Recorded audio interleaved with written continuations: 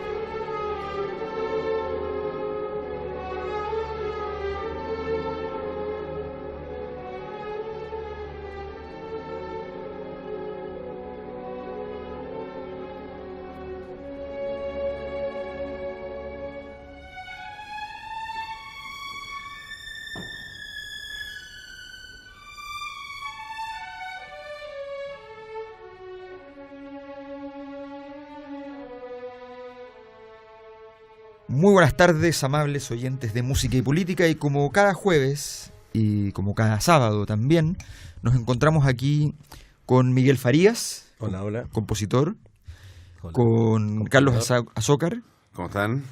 Socióloguidor, la voz de Peñaflor. No, ya soy la voz del barrio, la voz de la Ruquelemo, sí, de la Villa Ruquelemo. Hay gente que se enamora de la voz de Carlos. Sí, nos han llegado mails. Lo bueno es que es fácil desenamorarse después de la voz. No, pero Carlos, es cierto que cuando dice hola, con eso con eso está todo listo. Ya tiene la mitad del camino avanzado. Después lo demás es una tortura, pero la primera mitad del camino... No, pero no soy malo. Eso Alberto lo dice porque llevamos años trabajando juntos y uno se conoce todas las mañas. Todo. Desgraciadamente. Y Carlos tiene muchas. Uno los conoce completos a todos. Entonces, oye, esta semana tenemos algo que a mi juicio es de particular interés y muy interesante, muy complicado de explicar, pero vamos a tratar de hacerlo. Nos referimos vamos a tratar una ópera específica, que es la ópera Don Carlo o Don Carlos, ópera escrita en francés. No, es otro Carlos. Otra ópera escrita en francés originalmente, pero cuya versión más conocida está en italiano. Ópera original en 5 actos, aunque su versión más conocida es en 4. Ópera originalmente con ballet, que ya no se ejecuta el ballet. Con una cantidad de modificaciones más grande que la Constitución del 80. Pero todas tienen sentido. Sí, vamos a hablar por qué. Sí, vamos a ir contando por qué. Y con un sentido político muy grande, porque este Don Carlo, o Don Carlos, es un español que es el hijo de Felipe II el Hermoso. Y es el nieto de Carlos V o Carlos I, según sea el caso. El gran emperador de Europa, de Alemania y España en particular. Por Por lo tanto, y es una historia real además. La historia real es que efectivamente Felipe II desposa a la amada de su hijo, Isabel, para poder hacer un pacto de paz y amistad entre los pueblos que estaban en guerra de francés y español. Y efectivamente es un drama que no desconocemos hasta dónde llegó en sus implicaciones específicas de esa historia, pero que aquí Verdi ya conduce a partir de una obra anterior de teatro que luego se adapta. ¿Ah? De Schiller. De Schiller. El original de Chile, de Chile. No, de Chile. Una obra chilena. De Schiller. Y él se adapta a la obra finalmente, se hace este libreto muy largo, muy, muy sustancioso y muy bien armado. Esa es básicamente la problemática. Entonces, una historia real de alta alcurnia. O sea, estamos hablando de la élite de la época, ¿ya? Y con la combinación más maravillosa que puede tener la política, que es la combinación donde está toda la política reunida, que es la guerra, las fronteras y el amor. Y la iglesia. Bueno, y entre medio, unas cosas con la iglesia extraordinarias, porque aquí hay un personaje que en la historia de la ópera es muy importante, que es el Gran Inquisidor. Y la historia, digamos, de todo el descubrimiento de América y finalmente de todo el proceso de la restauración, finalmente. No, y lo voy a decir de inmediato porque no después seguramente se nos va a pasar, pero y en el final hay una escena sublime en la cual, frente a la tumba de Carlos V, de pronto surge un monje desde la tumba de Carlos V, claro. y el monje se revela finalmente que es Carlos V. Que increpa, impugna y finalmente encierra, mete a don Carlos adentro de la tumba y lo encierra para siempre. Igual esto suena bastante a un Deus Ex Machina, o sea, la verdad es que si uno lo piensa así, es un poco como la figura justamente del Commendatore en Don Giovanni, que de repente llega, aparece y soluciona todo, cuando ya no te queda más argumento que hacer. Pero aquí la solución es trágica. Allá también, pues. Sí, pero lo otro es una solución. Aquí no hay ¿cuál es la solución de esto? O sea, claro, en realidad ahí lo que pasa es que en definitiva el Commendatore castiga finalmente a Don Giovanni. Claro. En este caso se cumple finalmente el poder de los malos. El poder, claro. Que esa es la parte que es algo que uno le llama mucho la atención cuando uno escucha la música de la ópera, porque es la historia, tal como parte, daba para una música muy cristalina. ¿no? La historia original es una historia de amor. Sí. Y está todo el rato con una melodía que tiene algo de cristalino, pero que por detrás hay una oscuridad enorme, persistente, densa, como lleno de neblina toda la escena. Muy verde. Claro, y esa oscuridad se explica al final con esta orientación donde de alguna manera, por grandes misterios, los grandes poderes de la tierra y de fuera de la tierra, digamos, conspiran en contra del amor.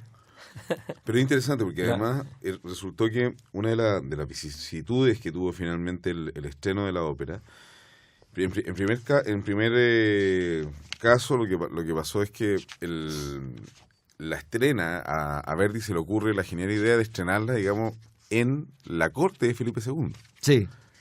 Es más, en el estreno de repente estaba toda la nobleza española viendo cómo en definitiva trataban a Felipe II de asesino, o sea, de finalmente estar conspirando. La primera presentación fue en España. La 1867. La primera, o sea, la primera en España. ¿Cómo? No, la primera, el estreno. La primera. Entonces llega y la prensa francesa, que era finalmente aquella que de repente llega y empieza a hacer justamente el comentario de la ópera, hace una crítica pero tajante con respecto a lo que había pasado. Principalmente por el hecho de que esta es una ópera que estaría en el formato de la gran ópera francesa. Sí. Y el asunto es que no cumplía con varios de los estándares finalmente de la gran ópera francesa. Recordemos que la gran ópera francesa en ese momento estaba, por ejemplo, una cuestión, incluso el propio Wagner tiene una gran ópera, y lo que tenía básicamente era que tenía que tratar sobre temas históricos. Tenía además una serie de especificaciones técnicas, por ejemplo, por el hecho de que el ballet se podía incorporar en esta ópera, pero única y exclusivamente en el tercer acto. No. Al principio del segundo. ¿Al principio del segundo? O alrededor de eso. ¿Estás seguro? Sí, seguro. Sí. La gran ópera francesa normalmente se atribuye, por eso me extraña que haya sido, voy a buscar ahora en internet que haya sido estrenado en España, porque se atribuye normalmente entre 1820 y 1850 las óperas encargadas por la Ópera de París. ¿Ya? Que ahí se exigía normalmente un formato que era 5 actos, o 4 como mínimo, pero normalmente 5 actos. Que haya un ballet en el segundo acto, al comienzo o alrededor. Wagner tuvo problemas con Tannhäuser, porque por ejemplo él si no me equivoco, había incluido un ballet o había dado la posibilidad de que se incluyera un ballet en el primer acto. Y eso no... Normalmente era ¿y sabes cuáles son las razones? Es una tontera. Era para satisfacer a la oligarquía del momento que iba a la Ópera de París, que en ese momento era que iba a comer, por ejemplo, entonces aprovechaban el ballet, la parte del ballet para comer. Eran cosas totalmente prácticas y funcionales por las que se... Y además que las óperas eran más largas. Era mucho más larga. Claro, y estamos hablando 4 horas. Sí, y normalmente, por ejemplo, se tiene que ser para fuerzas instrumentales gigantes, es decir, orquesta 3 a 4 madera, coro gigante, muchos solistas, las historias tienen que ser complejas con varias, o sea, el nombre gran ópera... Y cantidades de personajes. Claro, el nombre gran ópera de verdad se refiere a una gran ópera, en todo sentido, pero claro, es cierto, y lo que dices tú, el contexto histórico tiene que ser, etcétera. Pero normalmente por cosas en un aspecto formal, o sea, en un aspecto casi tradicional, una son lo que te digo, este formato, y lo otro son las óperas que encargó la Ópera de París entre 20, 30 y 50. Tienes toda la razón, Miguel. En realidad se estrenó el 11 la de marzo en el 1860. Pero estaba presente a la infanta... Claro, estaban los españoles porque estaban en el acuerdo. Claro, es que no me hacía sentido que la encargara la Ópera de París, porque yo sé que esta es una de las óperas que encargó. Esta es la gran ópera más conocida, es la gran ópera como por excelencia. Es como, imaginémonos una escena que no existió, pero imaginémonos que para la Segunda Guerra, después del pacto Hitler-Stalin, que era para poder ganar tiempo de ambos en realidad, pero supongamos que el pacto era cierto y se mantiene el pacto. ¿Ya? Y resulta que después un artista hace una obra respecto a Stalin y la estrena en Berlín. ¿Ya? Uh-huh. Y obviamente están invitados todos porque están en el pacto. Entonces la cosa era gravísima de todas maneras. Entonces claro, o sea, si a mí lo único que no me coincidía que se estrenara fuera de Francia. Claro, pero además, bueno... se estrenó en francés, además. Interesante además entender en definitiva cuál es el sentido... Claro, o sea, es verdad que tiene una serie de justificaciones que pueden ser muy prosaicas, pero finalmente un sentido histórico general que tiene finalmente la gran ópera es generar la máxima expresión de la ópera, o sea, la ópera engrandecerla. Eso tiene que ver con la época. En Francia normalmente, por ejemplo, que finalmente muy lejos de la modernidad incluso. Y del enciclopedismo francés, que es un tiempo antes que normalmente se atribuye como toda la sabiduría tiene que venir en grandes formatos, por ejemplo, y tiene que estar reunida. Y todo tiene que estar reunida. Entonces la gran ópera hacía eso, imagínate, sumarle historias complicadas, sumarle narraciones históricas además. Claro, todo tenía que estar dentro del escenario. Claro, pero el mismo problema de Wagner resuelto de otra manera. Claro, exacto. Claro. Bueno, si a alguien le interesa, este es todo un tema, la gran ópera francesa. Normalmente nace, a mí es un tema que conozco más o menos porque me interesa bastante. Nace después de las últimas óperas de Rossini, si no me equivoco. Rossini es un precursor de la gran ópera francesa porque él hacía estas óperas de grandes fuerzas. Y Miguel es el precursor de la gran ópera chilena. De la gran ópera chilena. La escrita por Schiller. Por Schiller. Bueno, y después hay un representante máximo, si a alguien le interesa, o incluso podríamos hacerlo luego, a Meyerbeer. Que Meyerbeer es uno de los grandes escritores de ópera francesa, y todas tienen que ver con estos mismos temas. Bueno, están Los Hugonotes. Para mí, Los Hugonotes es la gran ópera francesa por excelencia, pero tradicionalmente se atribuye que la de Verdi es la gran ópera francesa. La Don Carlos. Siendo que él no era el... Y no está dentro del estándar. No, pero sí están, es que todos los cambios que se hicieron fueron justamente para poder son las cosas, son las cosas que tienen que ver con el formato, o sea, se nota que él se obligó a adaptar el formato a la gran ópera francesa, pero todo lo que se sacó para las otras presentaciones es el ballet, o sea, algunas escenas que estaban extras, no quedó en 5 actos, por ejemplo. Claro, fue la forma de adaptarlo al otro formato de ópera, que finalmente es el que se impone mundialmente. Claro. Si él no hubiese transformado en italiana la ópera, lo más probable es que la ópera no tendría la importancia que tiene hoy día. Claro. Es una ópera muy larga y está entre las 20 más estrenadas en el siglo XX. Italiano, es una- italiano. Creo que es italiano, la 40, italiano. 50 del mundo, Claro, de todas las óperas. claro. Es la 40. Es la Claro, 40 y, y, y notable que de las 40 más estrenadas en la todo el décima mundo, es la- son 10 de Verdi. Verdi. Y esta es la menos. Y esta es la menos, claro. Pero tiene sentido que sea la menos, si es una ópera gigante, Gigante, difícil mucho de más montar. compleja, además que Claro. tiene una La Traviata es la primera. y tiene Es un la más timbre estrenada. complicado, tiene un Sí, timbre no, sí, raro. y una historia que no es fácil. Pues. No, No, una o historia- sea, claro, en realidad, por ejemplo, yo recomiendo además, o sea, entender que la ópera siempre es un espectáculo, digamos, que es multimedial. O sea, que uno no Sí, solamente tiene que estar finalmente en la ópera. Pero además, esta gran ópera que incluye incluso el ballet, así todas las artes, todas, de repente Hay óperas donde se vota. Sí, pues, luego lo verán. Este luego año lo se se verán. realizan ahí actos, digamos, políticos.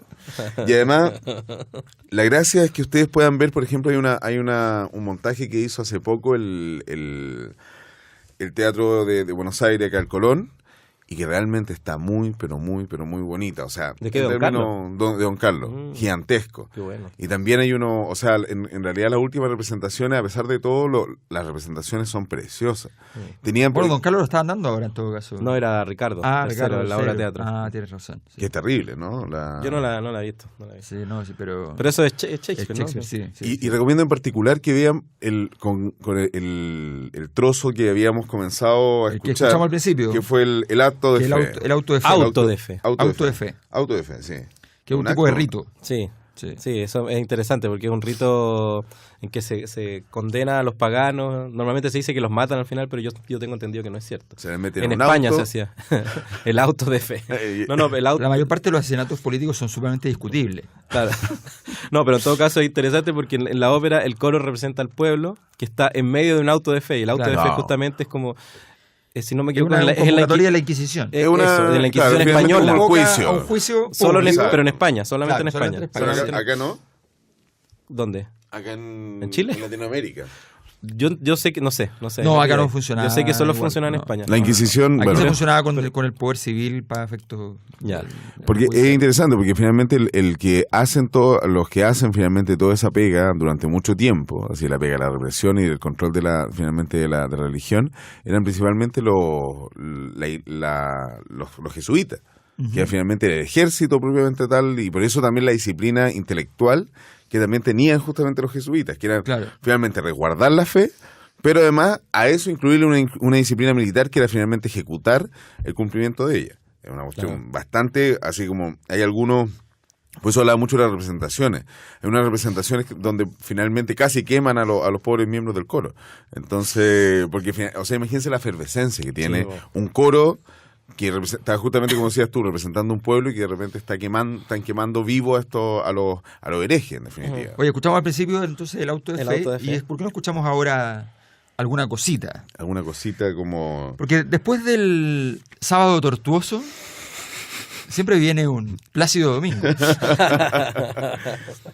Sí, vamos a escuchar justamente Por eso vamos a escuchar a Pavarotti. a Don Plácido, que cada vez está menos plácido y cada vez está más forzado. Más flácido. Sí, más flácido. No, en fin, tema aparte. Bueno, pero también está bien, se mantiene cantando, Dios mío. No, o sea, O sea, tú tenés 31 y ya estáis pensando en retirarte. Oye, ya me retiré a los 18. pero las cuerdas vocales. El asunto es que este es un maravilloso dueto que incluye... Hay muchos duetos en la ópera muy buenos. ¿ah? No, y además hay Y súper claro. poca área. Sí. Hay Está trío. bien, hay una cantidad de... Pero no, es que no hay tan poca área. Hay poca en relación a todo No, lo se que hay en está- la ópera. Sí, Claro. está tirando la... Ah, En de- términos... O sea, está lleno de áreas. Lo que pasa es que son unas áreas muy... Además son raras. Sí. Sí, son poco... por eso, pero en relación a todo lo que hay, claro, no es una ópera que la línea son puras áreas. ¿Sí? Claro. Eso- Claro, no son puras áreas como generalmente... No es como Verdi, que Verdi normalmente uno llega y tenés no sé O sea, cuántas áreas y todas bonitas, así como... y unos coros qué también entretenido, increíbles. así Eso como- lo- lleno de cancioncitas italianas adaptadas que se nota Claro. ahí que el rey de la adaptación popular Pero eso yo docta. creo que también lo hace como un poquito más oscuro también, o sea, como que aumenta la oscuridad el hecho de que esté como cuestiones que uno generalmente, sonoridades como que generalmente no se escuchan, o sea, cuartetos, tríos, y que son además muy largos. Entonces, bueno, en particular, podríamos dedicarnos ahora a escuchar el dueto. Pero eso es común de la gran ópera. ¿De la Por eso gran te digo, ópera? por eso, dentro del formato está en la... Está dentro de sí, eso ya. sí. Vamos con Plácido Domingo y este dueto que es en definitiva una oda a la amistad, que es cuando justamente se encuentra Don Carlos con el Marqués de Posa. Y lo vamos a cantar nosotros tres. Marqués de Posa, que fue asesinado en el proceso. Vamos. Questo arcano dal re non fu sorpresa ancora, no. Tien dunque da lui di partir per la Fiandra. Faccia il tuo cor degna di te, o profarai. Apprendi omai in mezzo a gente oppressa di venir un re ti seguirò, fratello.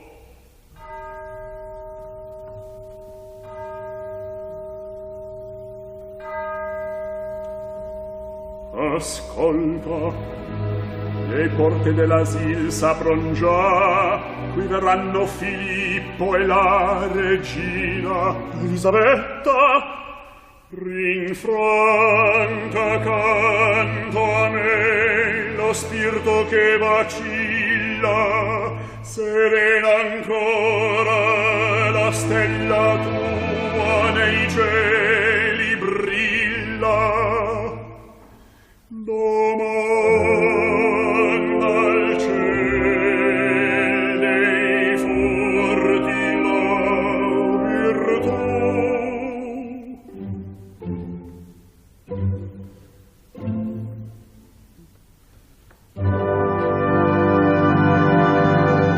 Io che nell'alba infonde amor, onesti e tesi nel cuore accendere tu dei di libertà, tesi io accende e accende nel cuore di libertà. Giuriamo insieme di vivere e di morire insieme, in terra e in ciel congiungere ci può la tua volontà.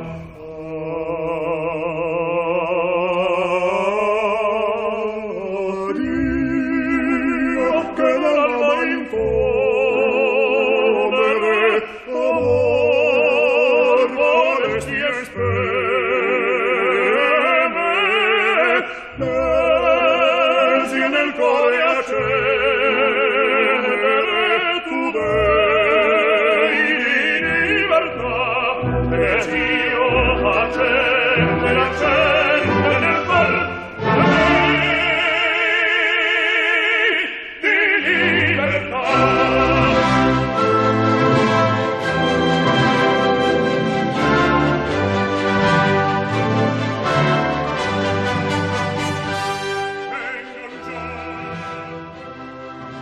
Estamos de vuelta con Felipe.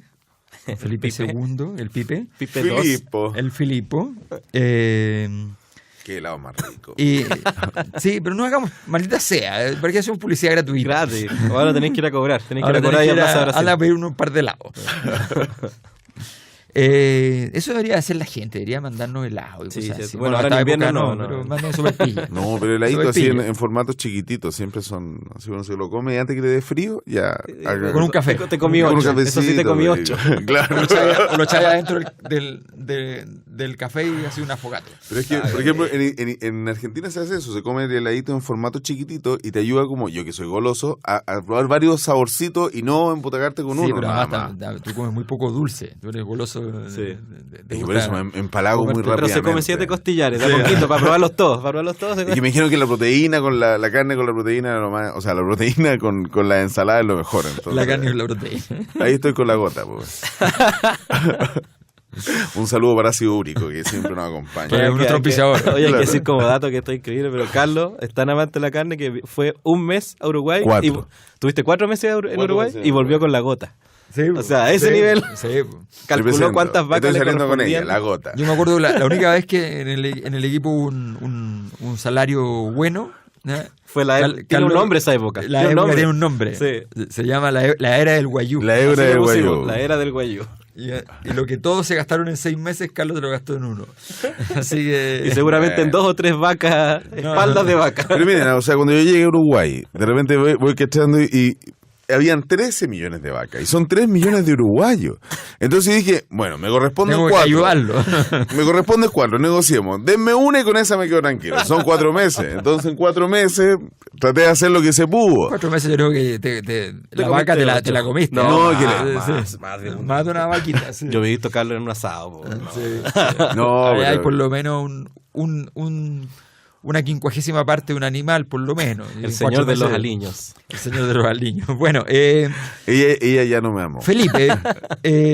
Volvamos a lo que nos atañe. Ella jamás Felipe me amó. II.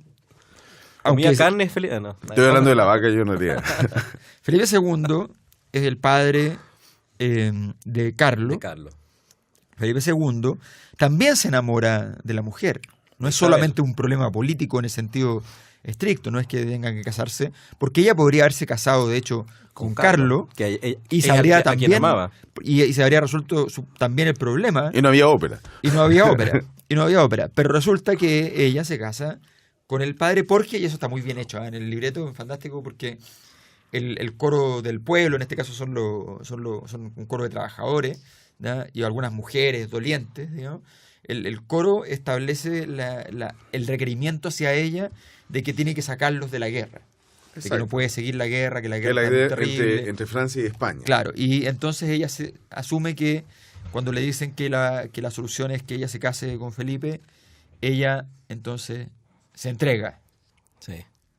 literalmente. No, es genial eso, que ella sea la articuladora del poder Sí, y que ella tome una decisión crucial al final entre el papá y el hijo, porque sí, pues, en este caso si elegía al hijo teniendo al papá ahí, la guerra podría haber sido peor. exacto. Podría haber sido peor. Exacto. Música y misoginia. No, y hay una... y No, hay pero una- ¿no te suena un poco la moneda de cambio Sí, no, o sea... compañón? Ah, no, perdón. Oh, señor abogado, nuevamente a todos los bufetes Oye, que tenemos nos un están en la abogado que está escucha. feliz con Está feliz. nosotros. Tiene una Cobrando cantidad de comisión. pega. La parte mala es que no le pagan. Moneda de cambio. Moneda de cambio. Pero... Tal cual. Pero yo me acuerdo, yo creo que esta como moneda era un poquito personaje. una moneda más gordita, así más. ¿Cuál, Isabel? No, la moneda que se entregó en otros quehaceres. Ah. Moneda más Oye, en todo gordita. caso yo estuve viendo varias versiones y realmente una de las óperas que yo he visto que cambia más dependiendo del elenco. Sí. O sea, es muy impresionante la diferencia. Realmente la ópera se ve muy mala con cierto elenco, pero con elencos buenos además. Y ¿sabes lo que pasa? Que además y tiene muy buena voces- con cuando la obra está muy bien montada Sí. en general. Yo vi el video que mandó Carlos del auto de fe y es Sí. maravilloso el montaje. Es buenísimo. Precioso, ¿no? buenísimo. ¿Te Sí, gustó? Increíble, Sí, sí, sí. increíble. No, pero es que además, imagínense, o sea, para el elenco, en definitiva, necesita unas particularidades muy grandes. O sea, en definitiva, Felipe II tiene que ser un barítono, pero el gran inquisidor, que es una figura del cual hablaremos más adelante, que es muy importante, Ahora tenemos que hablar tiene de que esa ser acá. un bajo profundo. Sí, Y, por ejemplo, también qué buen personaje. el mismo Don Carlos tiene que ser ojalá un tenor dramático. O sea, finalmente para poder darle el peso actoral. Y esa es una cuestión bastante interesante, además, que finalmente, si bien está dentro del formato de la gran ópera francesa, también esto, en términos de la misma trayectoria de Verdi, se vincula también como un acercamiento finalmente a un dramatismo y a una oscuridad cada vez mayor en Verdi. O sea, finalmente, incluso él va bajando como el registro de los protagonistas que elige. O sea, por ejemplo, termina con un Falstaff, un Otelo, donde finalmente, o sea, un Falstaff, por ejemplo, donde el tipo, el protagonista, es un barítono. Sí. O sea, ya no son estos personajes, no son estas historias, digamos, a pesar de ser una ópera bufa, ser una ópera cómica, finalmente el grado de amargura que se va incluyendo en ese caso con Verdi es muy importante porque finalmente va también haciendo un Verdi mucho más político. Quizás esta es la más abiertamente política Sí, la más- y con la que además tuvo una cantidad de problemas infinitos el pobre Verdi. Pero Y justamente, o sea, por ejemplo, lo que le pasa, sobre todo, imagínense un artista, que generalmente le entregan una entidad sacra, lo que habla, por ejemplo, Benjamin de la aurea, finalmente como sagrada que tienen que entregar una obra, y al pobre, de repente, le sacaban un acto, le ponían un acto, dependiendo del estreno. Siempre se habla que esta es la obra más política. Yo tengo una pequeña diferencia que coyunturalmente es lejos la más política porque está encima del proceso, del tema. No, y claro, y hace una acusación, o sea, se mete en la historia que una historia que una historia incluso lo involucra a nosotros como colonia. Claro, exactamente. No, y sobre una persona que existió, exacto, instala una teoría, por ejemplo, de que mató al hijo, de que tuvo que ver con, o sea, exacto, y una persona muy muy respetada. De hecho, Felipe el Hermoso. Felipe II, que finalmente esta relación, o sea que hay que entenderlo, claro, cuando uno lo trata de ver como desde la otra vereda, yo decía como desde Latinoamérica, uno tiene que ver justamente qué es lo que estaba pasando en ese momento acá. O sea, el año 1852 tuvimos una guerra con España. O sea, dentro de nuestra propia historia, digamos, comillas, reciente, ni siquiera colonial, sino que como república independiente, también nos afectó este tipo de hechos y actos. Bueno, yo quería decir que sencillamente considero que desde el punto de vista de la historia, Nabucco es más política, pero lo hace que mucho menos no tiene ninguna contingencia, ¿no? O sea... en un lejano lugar, en Egipto. Nabucodonosor. pero en términos técnicos, en sentido estricto, es súper potente, y en ese momento además el hablar de la esclavitud era particularmente significativo, digamos, tenía un peso importante. Bueno, en cualquier caso, Felipe II estaba enamorado, y hay un lindo fragmento en el cual él revela este dolor, que es el momento en el cual se sabe que lamenta que Isabel nunca lo ha llamado. Y eso lo podemos escuchar cantado directamente por Don Carlo, que es el que cuenta esta historia. No, es cantado por Felipe II. No. ¿Sí? Es una descripción. No, si es Don Carlos. Es Don Carlos. ¿Quién canta? Sí. Ella jamás me amó. Ella jamás me amó, que la área que... A solas el rey absorto lamenta que Isabel nunca lo ha llamado. No.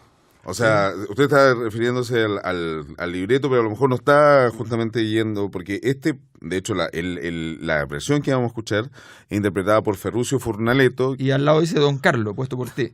Ajá, no. Bueno, ahí fue un pequeño error, pero era justamente porque copié lo que venía en YouTube. Porque si nos confundíamos de ópera, porque estábamos hablando de otra. No, pero ahí es finalmente Ella jamás me amó, interpretada por el bajo italiano Ferruccio Furlaneto. Sí, estupendo, tremendo. ¿Estupendo en qué sentido? En todos los sentidos. ¿Ah, sí? Sí. Vamos a buscar una foto. Maravilloso. Ya, sí. Vamos con eso y volvemos de inmediato.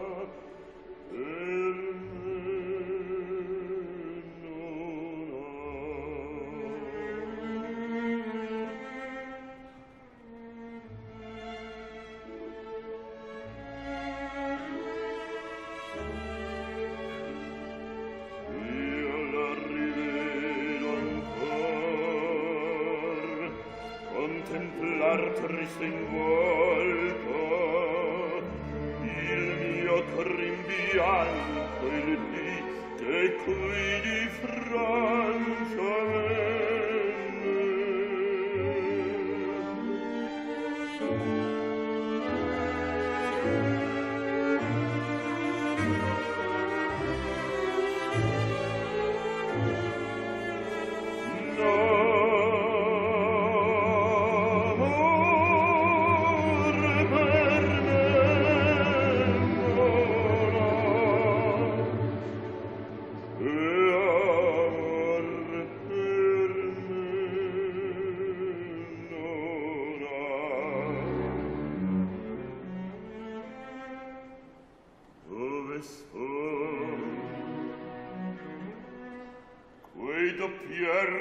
messa a finir. L'aurora in bianca il mio veron, che spunta il dì. Passar vecchio i miei giorni lenti, il solo Dio spari dai miei occhi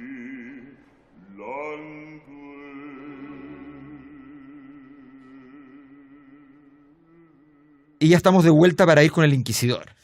¿Ah, sí? El personaje que nos hace temblar de emoción. Claro. A ver, Pero, sí. un segundito. Ella nunca me amó. No, ese corazón está cerrado para mí. El amor por mí no lo hace. ¿Dónde estoy? Ella jamás me amó. Bueno, No, Carlos. diga, por favor. ¿Cuál don herida? Carlos. ¿Cuál Don herida? Carlos. Don Carlos. ¿Cuál es la herida? No, yo debo decir que esta es una... Un gran saludo debe ser para todas las heridas. Un área, pero preciosísima. Yo creo que debe ser de las áreas, además de bajo, más preciosas que hay. O sea, realmente una área que tiene como finalmente un desarrollo. Bueno, eso es un buen punto, que en general, claro, aquí hay muchas áreas bajas. Exacto. Y eso es raro. En general la tendencia siempre a... O sea, áreas como románticas bajas es raro, porque Claro. por ejemplo tú ves Mozart, Claro. está lleno de Claro. cosas de bajo, barítono, áreas. Claro. El mismo Don Giovanni termina con un etcétera. trío de Pero el concepto bajo, de área, de hecho, tiene que ver con que es algo que se eleva, y en general ese concepto de elevación Exacto. tiene que ver con la idea Con las de voces- subir con voces agudas. Entonces, Claro. y efectivamente el Un aire. Por una cosa que tradicionalmente en la música se instaló en la historia, que normalmente la voz más aguda Sí. es la melodía principal, en todo, claro, y a es todo nivel. O sea, y en tiene contrapunto, un fundamento sonoro, y es que la voz agudo siempre predomina sobre otras voces. Claro, por Entonces, eso. Sí, entonces, sí, sí. entonces, claro, tiene un... Por eso, uno- entonces históricamente la voz aguda siempre es protagonista. Es como el niño chillón que uno dice, ay, maldita sea, lo escucho todo el rato. Claro, porque haga lo que haga, la voz predomina por sobre todo lo que existe alrededor. Entonces, De hecho, hay que pensar que en las primeras óperas, incluso el protagonista eran contratenores, que interpretaban a dioses. Sí. Entonces, finalmente, o sea, ahí sí, y imagínense la fuerza que tenía finalmente un contratenor. Era muy musculosito. nosotros vamos a castrar para la ópera A un par de... a Carlos. A Don Carlos. Resolvemos dos problemas de una. Resolvemos un problema al A él, mundo no, uno a él. y uno a él. Las heridas. Y el centro de investigación gana un funcionario más dedicado. Así De 8 a 6. Claro. Bueno, Sí, es hay con un, sueldo maravilloso, además. Así llega eh, eso. la presentación que hace Carlos del caso del Gran Inquisidor es muy interesante porque la sitúa como si fuera un programa de televisión. La entrevista entre Felipe II y el Gran Inquisidor. Señor Es Inquisidor, una- dice Felipe. Es una maravilla, porque al final este gran inquisidor representa en definitiva la voz más autorizada y legítima dentro de toda la ópera. Porque No puede haber nada más finalmente- autorizado y legítimo que un inquisidor. Sí, no, porque, o sea, pero es que es interesante, porque no solamente fuerza. El poder No. político en ese sentido estaba mucho más desmejorado con Felipe II, y en realidad es cuando aparece finalmente la figura del gran inquisidor que finalmente se restablece el orden con legitimidad. Hasta ese momento La religión. La religión es Exactamente. lo que hace eso. Pregúntale a la concertación que hizo con la iglesia en los 90. Chan. Hay una respuesta maravillosa. El rey le pregunta si la iglesia objetará matar a su propio hijo. El inquisidor le dice, estás en buena compañía, Dios ya sacrificó a su propio hijo. Esa respuesta es increíble. Formidable, lo máximo. Pero a cambio, Pero le pide más, Sí. no, o sea, va por más. a cambio el inquisidor le pide matar A Posa. a Posa. A la Migi. y que era amigo, o sea, Posa como que le caía bien a todo el mundo, era como una monedita de oro, entonces estaba como bien con el pueblo, finalmente bien con el... Bien también con el Filipo, era el mejor amigo de Don Carlos, era así un simpaticón así Y infinito. muy amigo de Filipo. No solo. Es como no, si yo no te le caía dijera bien. tienes que matar a Miguel. Ay, la pensó, mira. Ya la pensó. Mira, me está matando. Mira, está pensándolo completamente. ¿Qué pensando? Es que él Eso me jamás, está matando en su mente. él jamás me amó. Es muy buena esa frase. Bueno, pero no dijimos, le pide matar a Poza. A Que Poza. Dijimos, divagamos encima, pero Poza, le pide a matar Poza. a Poza. A Poza. Y él se niega. Se niega primero. No, o sea, se niega y se retracta en ese caso. Viene y dice, en realidad, no hagamos nada. Y ahí el gran inquisidor, como el diablo, olvide así como una toda- figura, viene y le Sí, dice, muy- ya veremos. Claro, O sea, muy- se lo deja así un con momento una... mefistofélico. Y, Sí. y además, o sea, le pedimos a los auditores, sobre todo a aquellos que son un poquito más pudientes y que pueden tener un surround, que pongan cuando escuchen el área que vamos a escuchar a continuación, que en realidad tiene, o sea, sobre todo los bajos, acá hay un bajo profundo. O sea, el papel del Gran Inquisidor, digamos, dentro, aparte de lo, digamos, del registro propiamente tal, que es la altura finalmente que tienen los distintos cantantes, existe además un color particular de la voz, y en particular estos bajos que tienen que interpretar al Gran Inquisidor tienen que ser bajos con un color muy, muy, muy, pero muy oscuro. Por eso son los bajos finalmente profundos. Y ya lo podrán ustedes, digamos, escuchar en la casa porque le van a temblar O sea, varias ¿aquí cosas. serviría Kaufman? No, pues él es tenor. Perdón, tiene razón. Pero él, Él es un tenor dramático que tiene un color muy oscuro. Esa Claro, es la particularidad claro. que tiene finalmente Kaufman y que es la Oye, diferencia con, por ejemplo, con Pavarotti. Pero, por o con- ejemplo, en general, por ejemplo, en Chile, ¿hay tipos que pueden hacer el Gran Inquisidor? Yo conozco directores de coro que por ahí dicen que aquí en Chile no hay bajo, o que hay uno. No, y no sos- no. Y no es Ayer bajo estuvimos escuchando profundo. eso mismo, Sí. el mismo argumento. Sí. Pero tú también suscribirías que... Es Sí, que- no, que no hay. Es que además hay que entender una cuestión, que existe una repartición étnica finalmente de las voces. Uno va a Rusia y se encuentra con 60 barrios bajos profundos en la calle, digamos. Sí. O sea, como que todos finalmente están así murmurando. Los agentes de la KGB, de hecho, No se han eran todos enterado, además, porque solamente están tocando bajos. el violín. Claro. Entonces de repente llegan y se pueden acompañar así como si fueran un contrabajo. Y es verdad, o sea, al final como que acá no pasa porque todos los latinos, digamos, tanto de los latinoamericanos como los europeos, Sur de Europa, que no, claro. claro, obviamente todos ellos tienen registros más altos. Tenores, está lleno de tenores latinoamericanos y está lleno de españoles e italianos, digamos, tenores. Entonces, por eso en definitiva... Son no los es- tres tenores. Claro, y además pasa una cuestión aún más terrible en Chile, que es que nosotros los chilenos además terminamos hablando así. ¿Ah, sí? Y los chilenos, de hecho, tienen un problema fonoaudiológico con la voz porque siempre están finalmente con un carácter como más agudo de lo que le corresponde. ¿Lo Oye, escuchemos a... ¿Tienes la versión de Ramón Binay?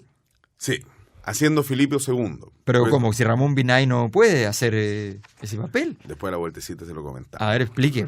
Vamos a escuchar a Ramón Binay. Y Que un cantante chileno que fue famoso mundialmente. que está, de hecho, su escultura está en la puerta del municipal. Es de él. Es la de él. Me acabo de sí. enterar. Sí, es de él. Una maravilla. Vamos. Il gran inquisitor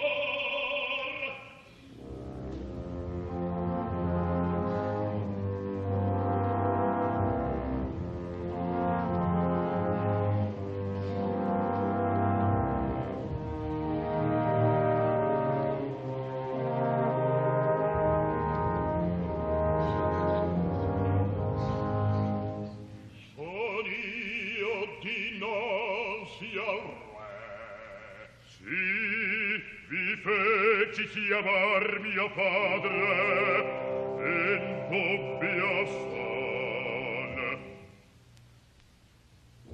Parlo mi colpa il cor, una tristezza amara. Infatti averi belli argossi contro il padre, qual mezzo per morir sei tu? Mezzo estrem, nato mi sia.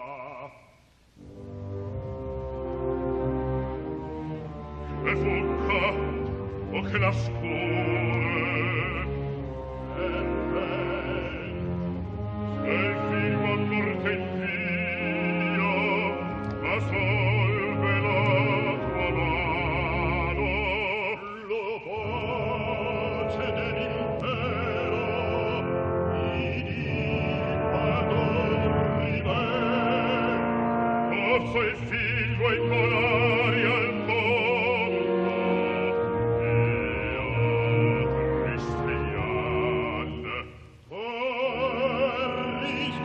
darci Dio il suo sacrificò. Dato puoi dare vigor, la legge si severa.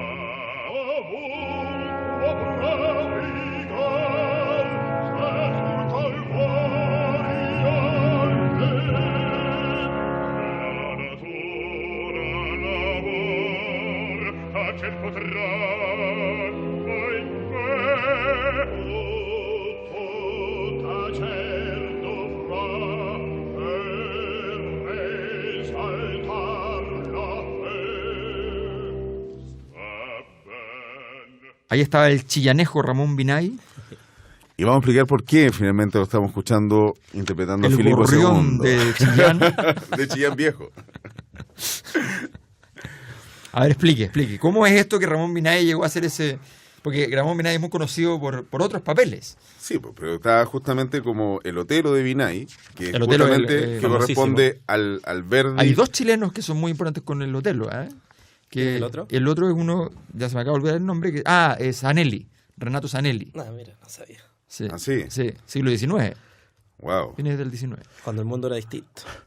Claro, y Chile estaba mucho más cerca, digamos, del poder, de alguna manera, así como central.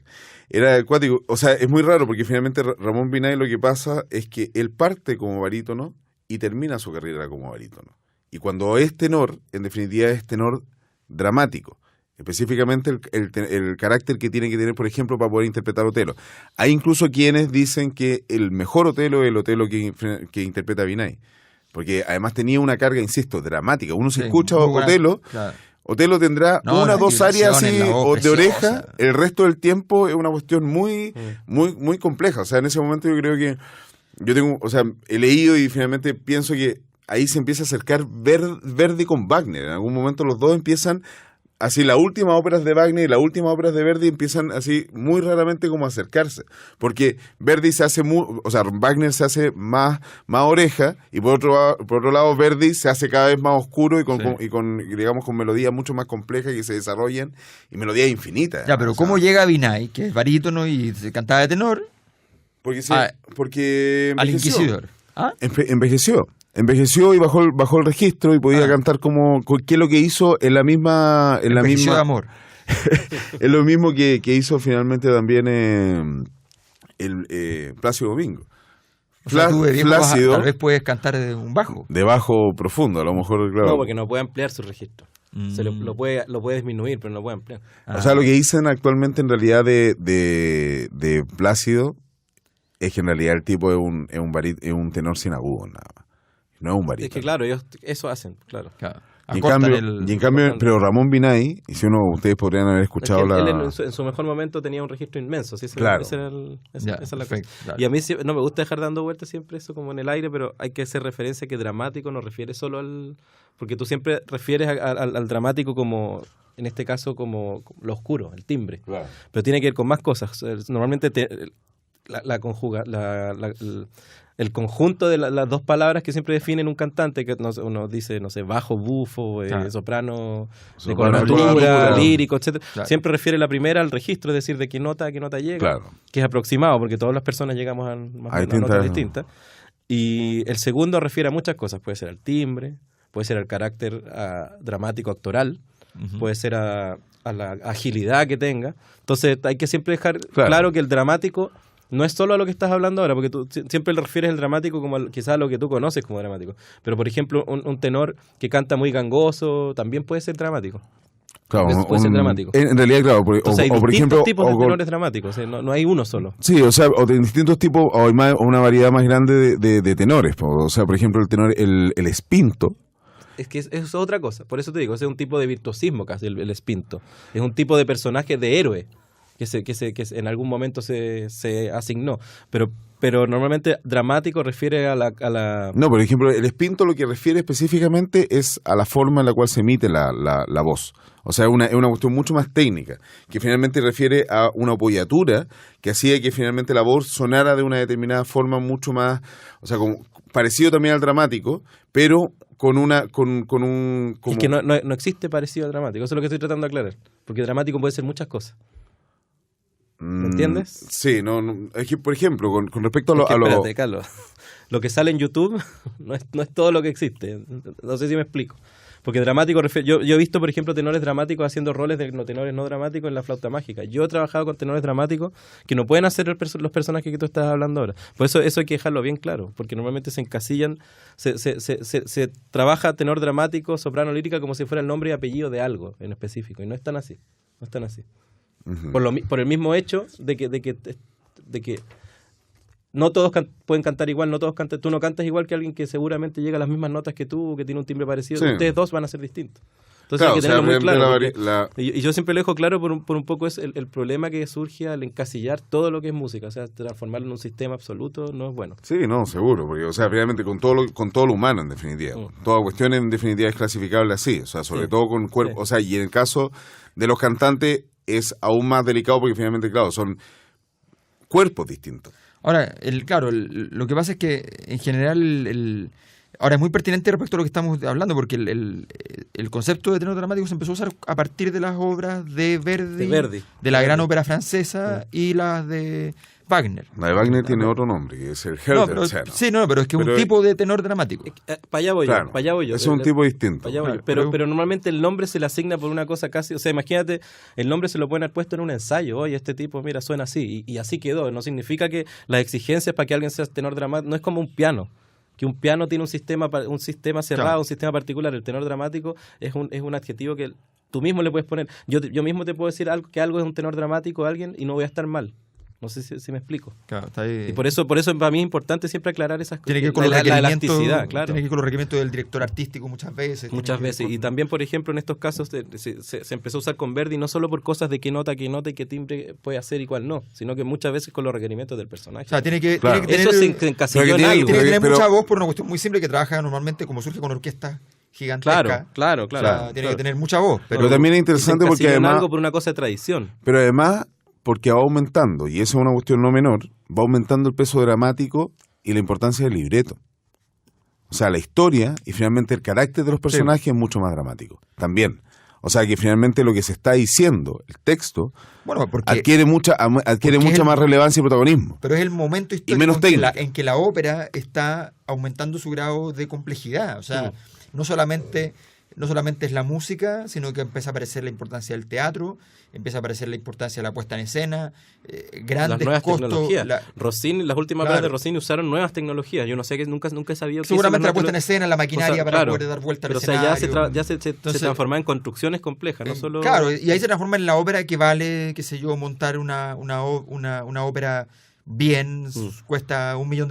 O sea, para montar nomás, para Claro. poder tener maquinaria que haga las cosas que tienen que hacer. Entonces, si alguien tiene $1 millón para nuestra ópera, también estamos disponibles Estamos para... abiertos a recibirlo. ahí mandamos la cuenta por Facebook. Oye, ya estamos, ¿no? ¿Estamos, Sí. Aldo? Sí. Apasionante tema.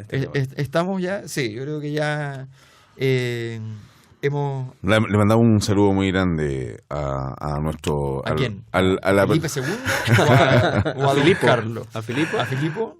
a Filipo que nos mande heladito, A- pero en formato chiquitito. Ya dos a- veces de- más. de Felipe Tiene que- Hermoso tiene a que- Filipo el gelato. Gelato. El frío. No, Aldo Miranda que no está en los controles. por supuesto. Es que dices mandar saludos, pero está aquí al lado de nosotros. Sí, entonces, sí. yo pensé que era alguien. No, nuestros respetos para Aldo Miranda, quien... Oye, además que siempre nos tira datos muy buenos. Sí, sí, Antes de empezar el programa, sí. nos ponen problemas. Y siempre. nos vamos escuchando, Nos vamos escuchando qué cosa, Carlos. nos vamos escuchando Tu che la vanità, que finalmente es el canto donde Esas son las mujeres. Isabel, Tu che la vanità, Le y vanità. es cuando finalmente llega y transforma a ese acto, digamos, de traición a su verdadero amor o el amor más probable en una traición definitiva cuando jura frente al gran don Carlos, a Carlos V, finalmente frente a la tumba de Carlos V, su entrega absoluta al poder. A Que es un Felipe poco que II. lo que Carlos propone, no don Carlos, sino que Ah, nuestro Carlos. Nuestro Carlos. Que justamente ahí ella es la que maneja un poco el poder a nivel... Cuando jura y al mismo tiempo abjura. Esa es la gracia del... Mira. También hace el mal juramento. Bueno, Bueno, en ese momento quizás se consolida un poco la idea que propone el poder, Carlos, el claro. poder se El poder está ahí, consolida. está en ella, nada más. Todo lo bueno, demás además es- que es una cosa muy del es patriarcado, chaya. que el patriarcado establece que finalmente el poder donde se consolida es con las mujeres. lo crudo o lo cocido. Lo crudo, lo cocido y lo podrido. Bueno, nos vamos como cada día jueves, nos despedimos. Esta semana estuvimos con Verdi, estuvimos con el hombre que no tenía nombre, es como Estados Unidos, no tiene país sin nombre. Verdi es como... Giuseppe. Es un concepto. Giuseppe. Claro, pero es un concepto. Sí. Y nos vamos con don Carlos, que les sugerimos, los invitamos a revisar, conocer, entrometerse en aquello, a la espera de que en algún momento se monte una versión grande, grandilocuente para nuestro país. Bueno, nos vamos, Carlos. Chao, muchas gracias. Hasta Miguel, luego, nos vemos. Muchas gracias, nos vemos. Hasta luego.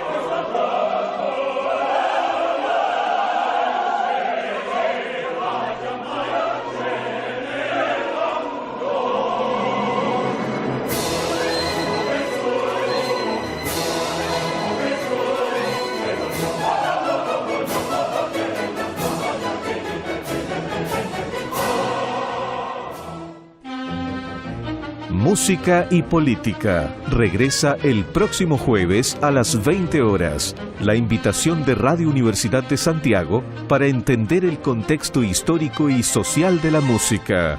Alberto Mayol, Carlos Azócar y Miguel Farías te esperan la próxima semana.